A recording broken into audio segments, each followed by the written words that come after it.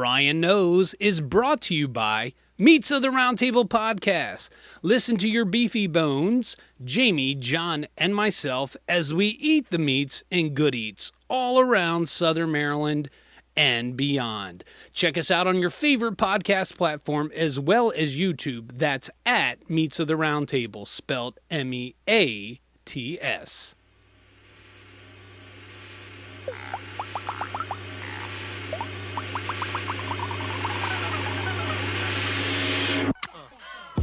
Let's start the show. It's Ryan Knows. So kick back, relax, and let him guide your soul. Around the windy roads of life to take you high and low. Trials and tribulations and acquaintance you should get to know. So maybe let him in to get a better sense and open up your heart and your mind to find a better friend who's experienced a lot in life and isn't perfect. As he looks for purpose, a deeper meaning as we dreaming in between the circus and beneath the surface. Hi, I'm Brian, and I know Kyle. Yeah, you do. I didn't say this was time for you to talk yet, Kyle. It's all right. I gotta give you a hard time. I give the boys off of Meats a hard time. Anyway, welcome to Brian Knows, Kyle. I'm excited you're here. I'm excited to talk to you about one of the many things that you're into, because I've known you for it's been at least a year, right? Yeah, it's been a year. Okay, so I know you because you work with my wife, right? Mm-hmm. And I'm so thankful and blessed for the fact that I've gotten to know you, because you are, what I have to say, is one of my youngest friends, but we're very like-minded on things. I feel like you have an older soul, and I really like that. And I feel like I got to know you by sharing food with you, right? So as I like to smoke different meats, Kyle seems to always be working when I'd bring him in for the people to try out that work at his job. So anyway, I'm glad you're here. I'm glad we get to talk about what you geek out about, right? One of your many things. So I'm excited about this, and maybe we'll get into other stuff, on another podcast or so, about the things that you also get nerdy about, right? Yeah. So I learned that nerdum is that style, that pizzazz about yourself because of this one thing or these things that make us special, that we find might be nerdy to other people but are really special to us, right? So it doesn't matter what it is to somebody else, but to us it's something that holds value. So I'm excited that we get to talk to you about that. But before we get into what makes you special and the thing that you get excited about, we're going to eat. Okay. So we have these chicken sandwiches. These are Banquet's mega fillets. I like them. So these were cooked in the oven, but you can put them in the air fryer. You can put them in, even in the microwave, they're good. So I gave you a regular one. I've got a spicy one. Okay. All right. And followed by some tater tots, because tater tots are awesome. And the thing is, we were talking today, Gavin, Shannon, and I were talking, and Gavin was talking about pizza fries. So Universal Studios during their Halloween Horror Nights does these things called pizza fries. No, pizza tots. Sorry, not pizza fries. You guys are looking at me like, what is he talking about? I was a little confused. Yeah, so it's like mozzarella cheese. Here's the sounds of the island.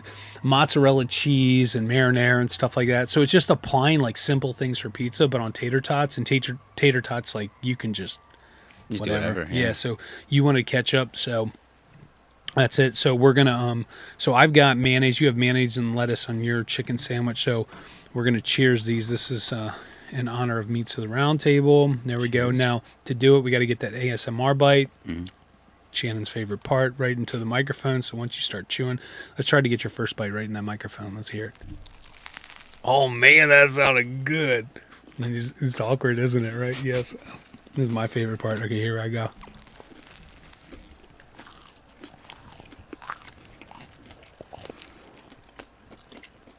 Isn't it nice and awkward?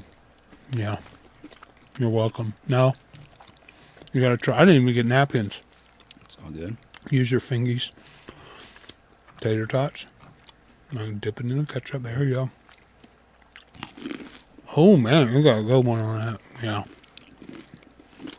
All right. I want you to look at me while you're eating, Kyle's. Are too awkward. So this is going to be something different for you, because most guests, you're not eating, like when you're with friends and you're eating and you're talking, That's why I find it important to eat, to break bread with people. Why, when you get together, but they're not eating and talking at the same time. Like there's breaks, right? Yeah. Not on Brian knows. So we're not going to do that. So I want you to explain why you're here. Okay. Explain not why you're here. Like, well, one day my mom. No, explain what we're going to talk about today. Got you. So today we're going to talk about world building and I guess the larger topic of fantasy writing, specifically for the purpose of a TTRPG like Dungeons and Dragons. You said what? TTRPG, tabletop role-playing game. Tabletop role. See, now Adam didn't explain TTRPGCY, whatever. I don't know. Okay, tabletop role-playing. Role-playing game, yeah. Okay, TTRPG. All right. Do you have any tattoos that say TTRPG? No, but I definitely want to get some tattoos. Not that specifically, but okay, all right. I'd get like a D20 tattoo. I mean, you could somewhere. have like TTRPG on your. Okay, yeah. Anyway, no. Okay, so Adams, we talked more about the role playing, and you're talking more about. We're getting into the world building, right? So you were explaining before that you're the dungeon master. Yeah, the DM. So the I'm DM. Okay. Yeah, I'm the one who's running the games. I'm the one writing the story. Okay. Yeah, I'm doing all that.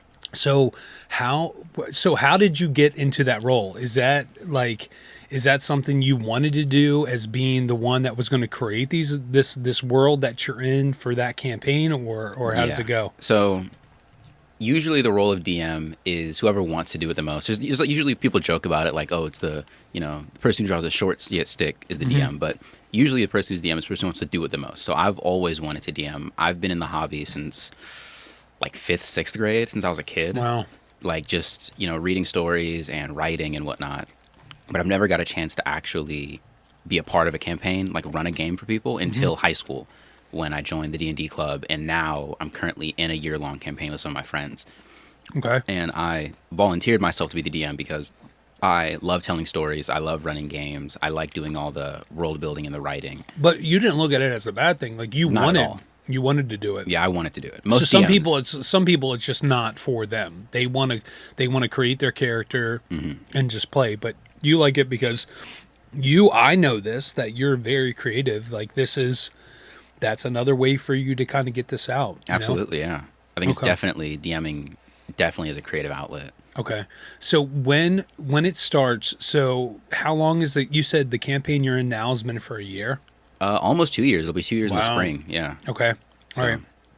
So while you're in a campaign, are you kind of working on the ideas for another campaign, or is it like maybe like ideas pop in and you write it? Like I see you have some notepads Yeah. and you have your laptop.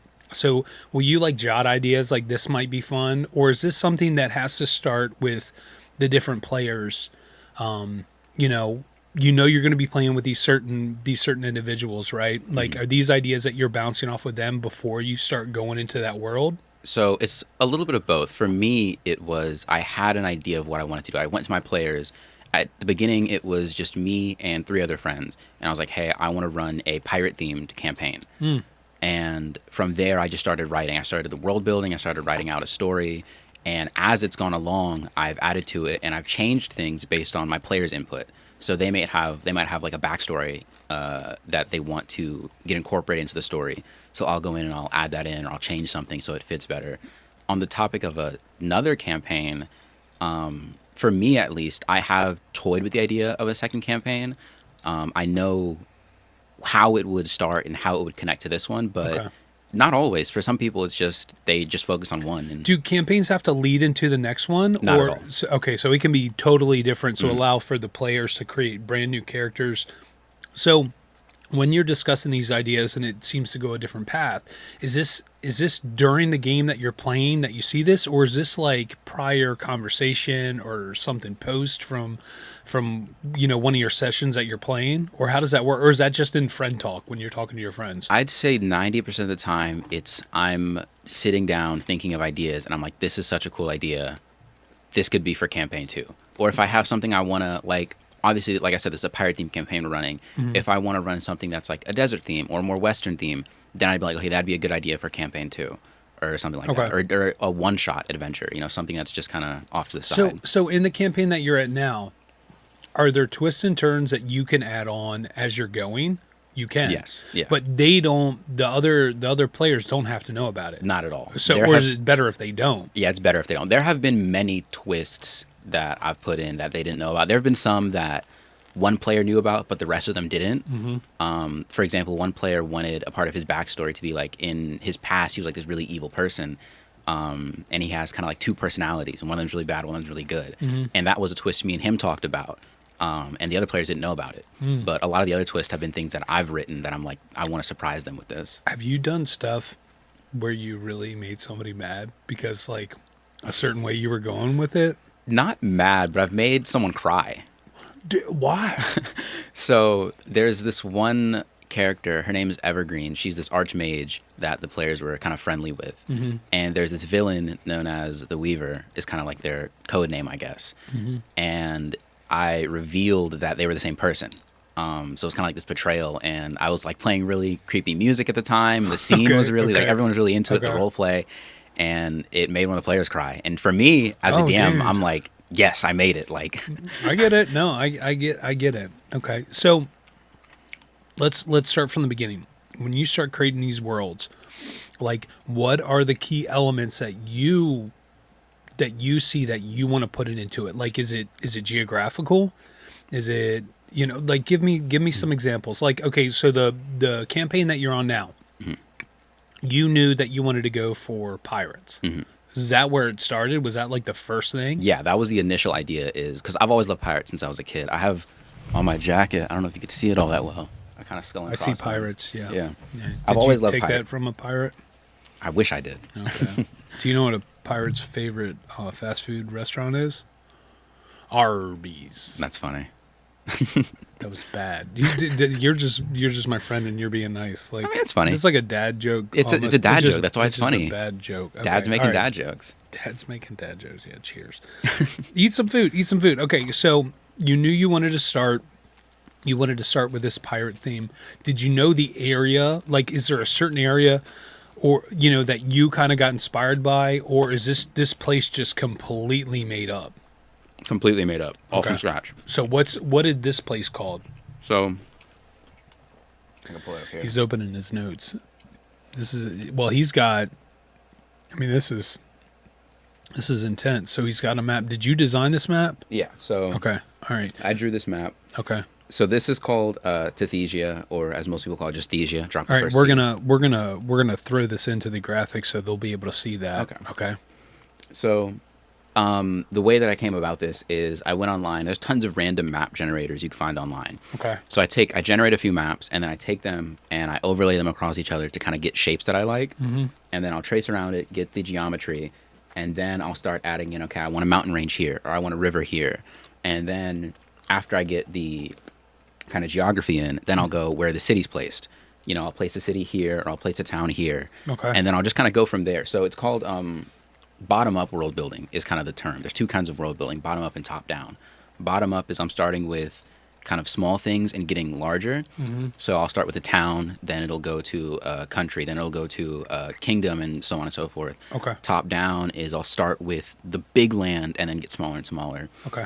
And I kind of did a little bit of both. Like I said, I started with the land, but then I went and I picked a town, I picked a city, and I said, okay, I'm going to start designing and figuring out what's in that city. Okay. And then I'll go to the next one and I'll do that, and I'll go to the next one, and that's how I slowly built this entire How long was province. that process to build the world? It's still ongoing. Okay. Yeah. So Now, does everybody start at the same place or no? in my campaign, everyone started in the same place. Yeah. Okay, so that's up to you. The DM decides where everyone starts. Pretty much. Okay. The players have input on it. They could be like, oh, I don't want to start with a party. I want to start somewhere else. But for my campaign, everyone started in the same city. Okay. All right. So with building the world, what are the key things? So you have a theme, you know where you want. You start creating this, you start creating your map. What else do you keep in mind when you're doing this? Like in the get-go. For I me, said get-go, but not gecko. Just making sure that's clear. For me, the thing that I'm always keeping in the back of my mind is the fact that I'm building this world to tell stories, and all stories need conflict. So I'm always trying to think about whenever I make an area, what conflict is going on, whether it's active or kind of in the background. I always need some kind of conflict. It'd be something as big as a war, or it could be something as small as two political rivals that have a disagreement. Okay. So there's this one city the players are currently in called Laughmore, where the city has this very big mafia presence. Oh. And they have kind of this politician in their back pocket. Is this pirate mafia or just mafia? A little bit of both. Okay. They have a sailing crew. Okay. So they have this politician in their back pocket, and this other politician comes on, and he wants to take over, and the mafia doesn't want that to happen. So there's clear conflict there that can lead to all kinds of stories to be told Okay. from that. Now, does a DM have a character too, or no? Technically, the DM plays every character. I am playing the role of every NPC and monster the players come across. Oh, no, But- wait, okay. Do you make voices? Absolutely. Yes. That's one of my favorite parts. Okay, so you're playing online, like what Adam was talking about on this online, this place that you guys are all playing, right? We started in person and then we moved to online because people went to college and whatnot. Okay. Yeah. All right. So you're able to share this. They're viewing whatever you want them to see, right? You're sharing a screen. Is that how it works? Most of the time, it's just camera. Like I just have my camera on. But if I need them to see something, then I'll share my screen. And I'll send them a picture. Okay. And you said like you'll play music. You'll do. Okay. Yeah. All right. See, that's really cool. And so you get into the characters, right? You have voices for different people. For important people, I'll have a specific voice. Does any of them sound like Gollum? Not yet. Not yet. One of my players does. Oh, Yeah. okay. All right. I think that's really cool. Okay. So, are there any other elements that you keep in mind when you're designing the world? Nothing specific. So there are certain things for certain areas where I'll be like, I want to keep this in mind. Like in Thesia, I want to keep in mind that this is meant to be a tropical region. This is meant to be very seafaring societies that are in this area. So I'll keep that in mind. But overall, a lot of personal biases go into world building, like any writing. Like me, I care a lot about politics. So there's a lot of political issues that make it into my world building, either intentional That's cool. or unintentional. Okay. So yeah, that is kind of always on my mind, I Do- guess. When you're starting this, do you have an idea of how long that campaign's going to be? Or is it hard to say because since you have this map, you can keep adding. You can even also go back, right? Yeah. Oh, okay. So I don't have a set like time limit. Like, hey, we're gonna go for a year. We're gonna go for 2 years. But I do have a story structure planned out. Like this is gonna be the rising action. This is gonna be the climax of the story. This is gonna be the falling action, etc. That's awesome. Okay. But I don't have a time limit because sessions can go like in a 3-hour session. We can cover 5 months of in-game time, or we can cover 3 hours of in-game time in Wow, a 3-hour okay, session. okay. So it really it depends there. So you have like this basic outline when you're creating these worlds as a DM, and you know this is what I want. You know that you want conflict. You know this is the area you want them to be in. Anything else that goes into that? I mean, you said sometimes the story will change, and it's based off of certain things that the other players want to put in there. Will they make comments while you're playing the game, or is that like everyone's in character mode? No, for our group, definitely not. Just because I'm playing with a bunch of people this is their first time playing a TTRPG. Okay. So they're not going to be super strict on staying in character, and I'm not super strict on them staying in character. Okay. So very much they'll make comments about, what they might know, or sometimes I'll ask them like, hey, does your character know this region? Would this be in your backstory, et cetera, et cetera. Now, are there when you're playing the game as the DM, are there difficult decisions that you have to make? Like, I mean, maybe not every game, but like certain games, or maybe a situation that you remember where you're like, I could go this way or maybe that way. Or maybe accept something that you typically wouldn't accept, saying yes, I'll let that be. Oh yeah, for sure. There are a lot of times where like rules, like I'm not a very rules heavy kind of person. I put the narrative first. I'm all about the storytelling. If the rules get in the way, then we'll bypass the rules to keep the story going. Okay. And you have the say on that. Yeah, I have the say on that. Okay. So I don't think there's ever been a point where I've gotten upset. There have been little moments where I'm like, oh, I really don't want this to happen yet, but I have to because it's what the character would do, or it's what the NPC would do. Okay. Like the whole, like I mentioned earlier, the reveal that the two people were the same person. I didn't plan on that happening that early. That was supposed to be like really late in the campaign. But the action the players took and where they were in the story, I was like, it makes You didn't the have most a sense. choice. Yeah, I didn't have a choice. Now, obviously, I could always just say, no, I'm not going to let that happen yet. But I want to stay true to the narrative. I want to be as authentic with these characters as possible and tell the story as authentic Okay. as possible. Now, are there challenges that you face as the DM? Yeah, a lot of it is multitasking. That's probably the hardest part because I have so much on my plate as the DM, both during a session and outside of a session. Like outside of a session, I'm constantly writing. I'm constantly thinking of ideas and planning and prepping the next session. During the session, I'm constantly checking rules and checking enemy stat blocks and monster stat blocks and making sure I have my notes in order and making sure my players are. But the other players don't have to worry about this. Not really. They just got to make sure they're doing what they got to do on their player side. You know, Okay. just tracking their character sheet. That's about it. Okay. Wow.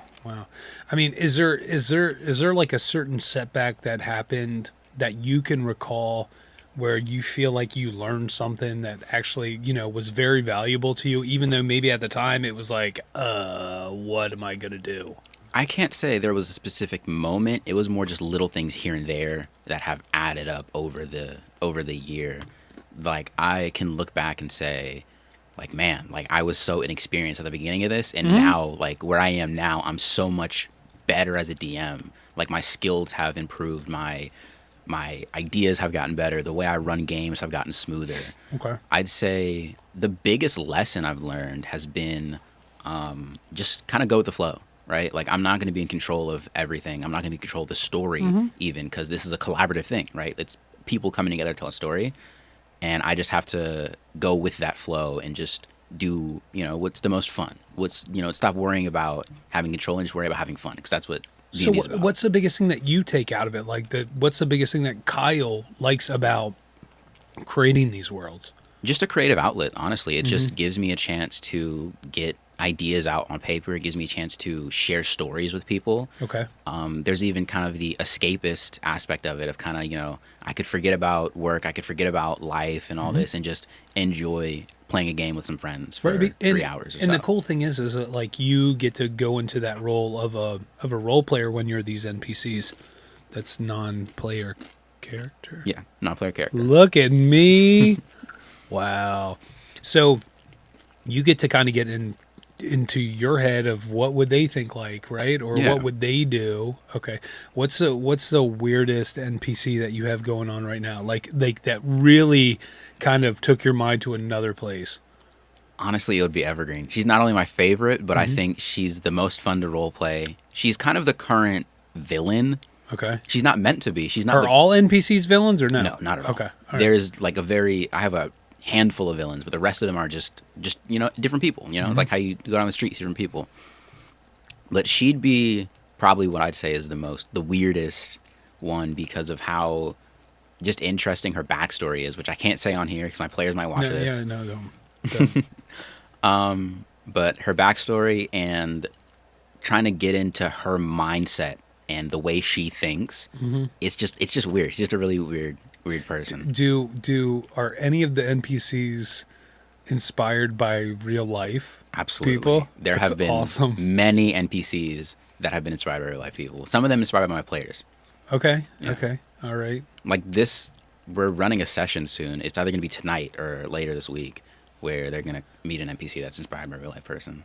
Okay. But you don't tell them who. Not at all. Yeah, right. Some of them they don't That's even know. Some of them they'll be Okay. like, they'll meet themselves and they don't even know. They have no clue. No idea. There's not like traits that are like, that kind of reminds me of, Fumperwink.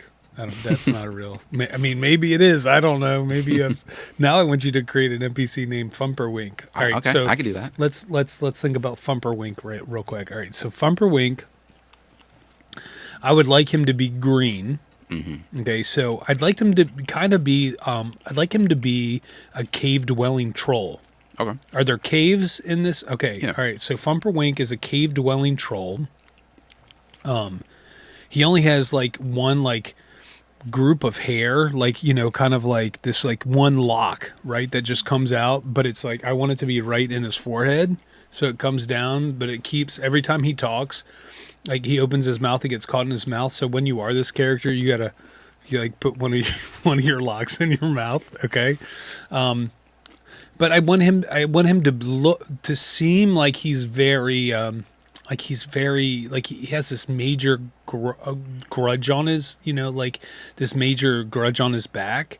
but he's actually very kind and he's there to help people. Okay. Okay, so that's Fumperwink. And see, what you did is world building, and that's why I love it so much, because it's so fun to just think of an idea. Am I the new DM? You could be. I'm not. But I'm not. Yeah. Okay. But it's so fun to just think of an idea and just go with it, you know? Yeah. And that's what world building's all about. It's all about creating a setting and whatnot. That's cool. Like, so, I mean, the thing is, you can keep going back farther and farther and farther with the NPCs, with the worlds, or with the world in the certain, do you look at them as regions, or do you look at them as, like, geographically, like, what do you call them? Like, are they different cities? So Thesia, I kind of consider it to be its own, like, province, I guess, of many that exist in the world. And you made up this name. Yeah. Okay. It's a providence. Okay. Yeah. Right. So Thesia is kind of just one province of many that exist in the world. And I did that on purpose. I wanted to leave the map cut off. I didn't want to do the whole world because I feel like I'd be boxing myself in for stories that I want to tell in the future. I like to leave, that's just kind of a world building style that I do. I like to leave things very open-ended, so I have opportunities to tell different stories in the future. Now, do you get inspired by other DMs, or maybe, like, whether it's YouTube, you know, or like seeing how they work? Because I'm sure everyone's different. Every DM has to be different, unless they're totally copying somebody else. I don't know how that works. I mean, so I could reference that with magicians. Like, there was always this period of time, I'm not sure if it's still like that, when most magicians get into magic from a magician named David Copperfield. I don't know if you know about David Copperfield, because he was of my time. I've heard the name. Okay. So he'd have these specials that would come on, and as people got into magic, they would copy or mimic David Copperfield, even to the way he would dress. So he'd wear like black jeans or black pants and a white collared shirt, and the collar was popped, and he didn't have a mullet, but like that style hair. And magicians were just mimicking it forever. And I don't think it's because that's what worked for them, but that's who they idolized, right? So they were doing stuff. I think some it was done on purpose, but a lot of people it wasn't. So I don't know if that same thing applies with, you know, with DMs. Very much so. I'd say wow. There are, and it depends on the person. Not everyone's gonna copy the same DM, but there are a lot of new DMs. I think is the biggest thing. A lot of new DMs who are fans of, you know, there's like the big three of DMs are Matthew Mercer, who runs Critical Role, Brandon Lee Mulligan, who runs Dimension 20, and Abria Irongar, who's a part of Dimension 20, but she does her own game. Those are like the big three of DMs right now. Okay. And a lot of people who are new to DMing, they get in through these podcasts or these shows, and they'll mimic those DMs, either intentionally or unintentionally. And as a DM, I always had my own style.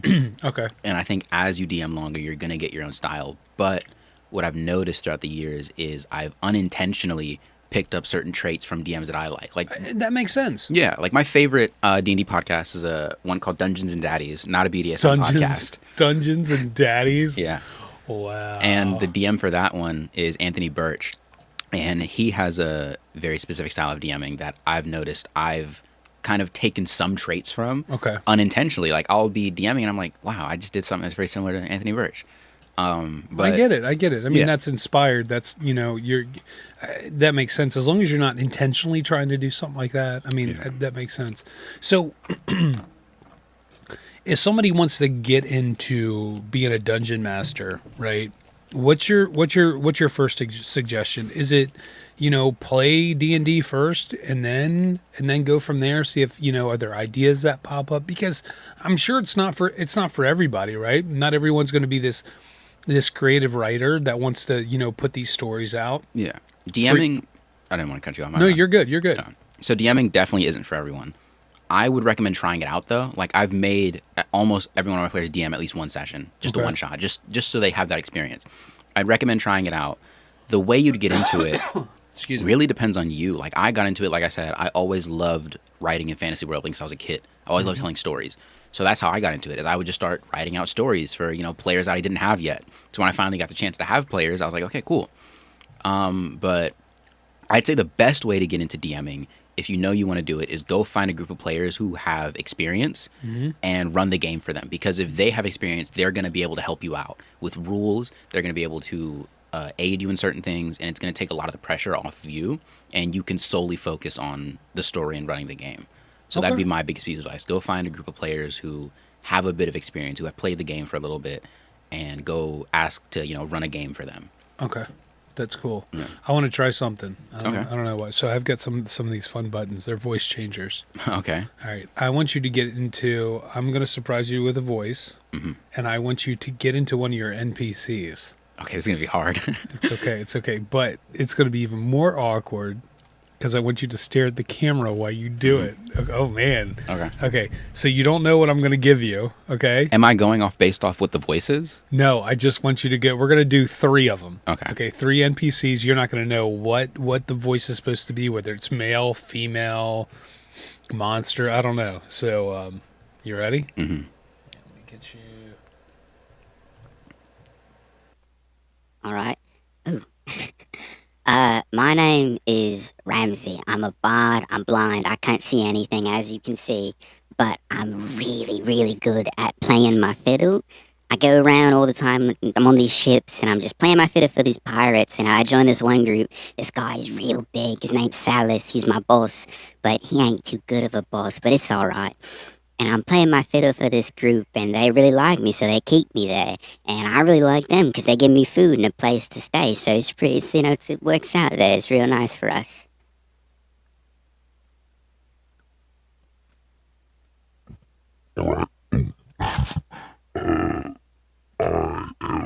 Godric Silverblood. I'm the son of this really rich guy. Money you've never seen in your life. Money you'll never see. You'll never see this kind of wealth ever.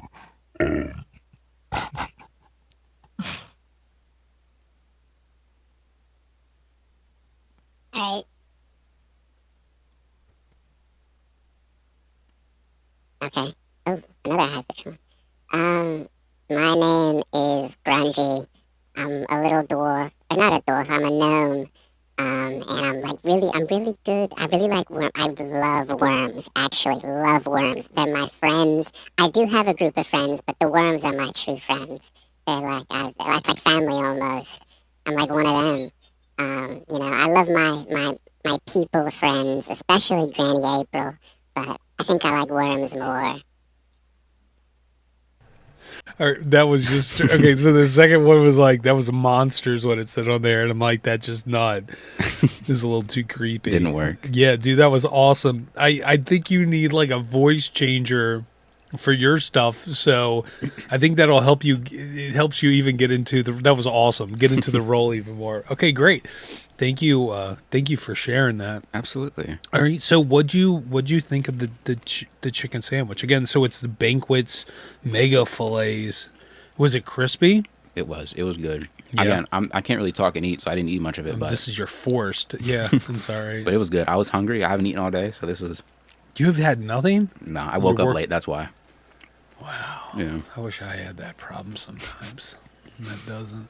What's your do you cook stuff at home? I do. Yeah. What's your favorite thing to cook? Like your go-to? My don't know what it might go-to be. is non-instant instant ramen.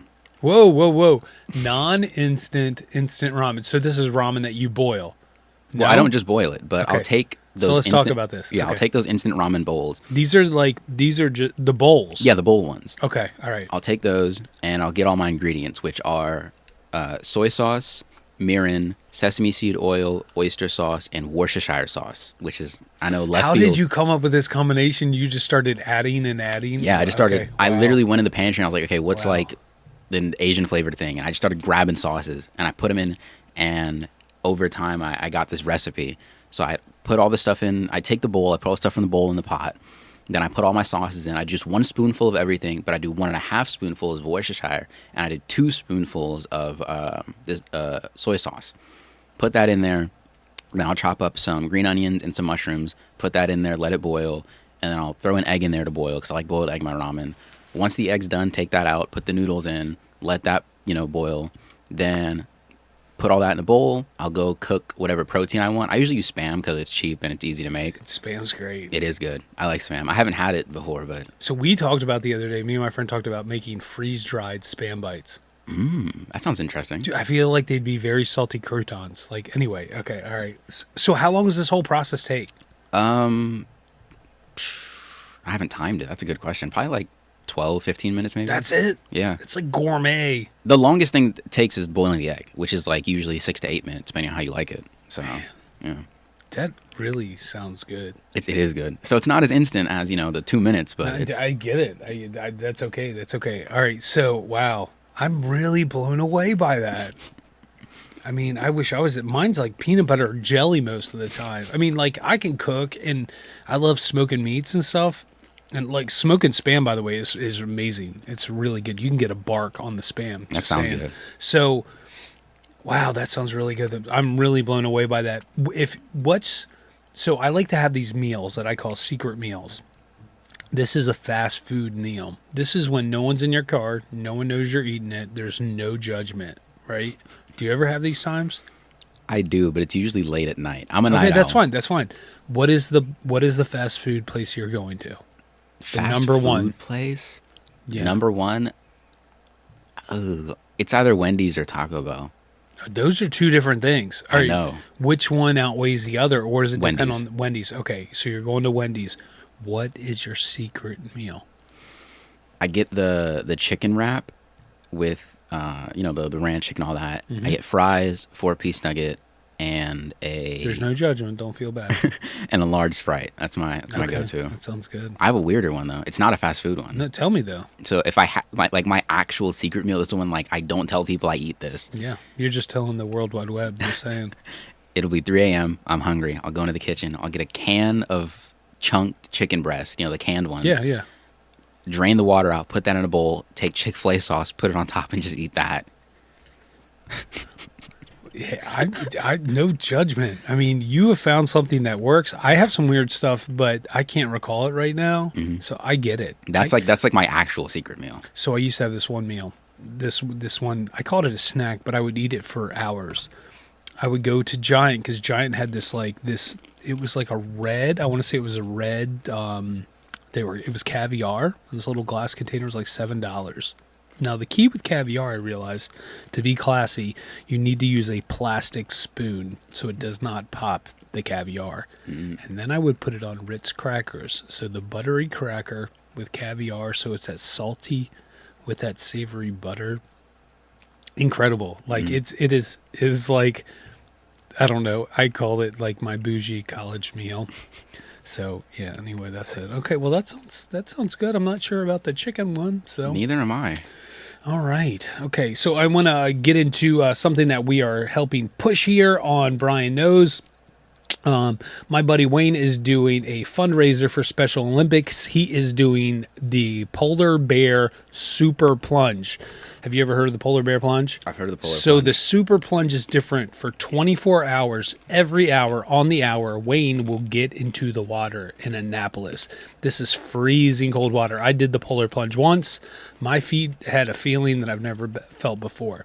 So there's a fundraiser because Wayne is trying to Wayne is trying to raise $10,000. So one of the ways he's doing it is there is going to be a fundraiser. There's a way that you can donate online to Wayne. If you do, please let him know you heard about it on Brian Knows. Anything you can give is awesome. It's going towards Special Olympics, so it's going toward a great cause. The fundraiser is going to be in Waldorf. It's going to be at the Waldorf Moose Lodge on December 1st from 1 to 5 p.m. There's a live and silent auction. The entry is $20 a person, but you do get a chicken dinner with that. So make sure you check it out. Support them. Help them get closer to that $10,000. So, yeah. It's nice. Yeah, so we hope he does it. Look at this, Wayne. Look, there's your face popping up right now. All right.